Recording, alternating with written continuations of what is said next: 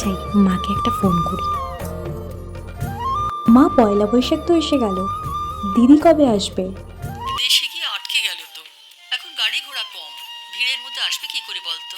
তুইও কত দূরে থাকিস, বাড়িটা একেবারে খাঁ খাঁ করে। এইবারের পয়লা বৈশাখটাও আর হলো না।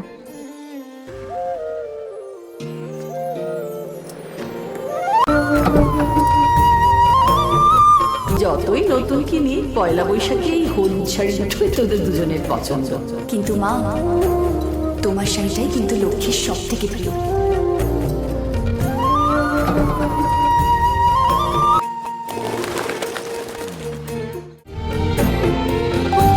পয়লা বৈশাখ তোকে ছাড়া কি করে কাটাই বল? তোকে নিতে এলাম।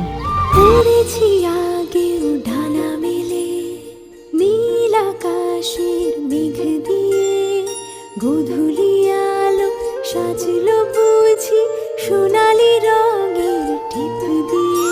আজ মিঠো হাওয়ায় সবুজ ঘ্রাণ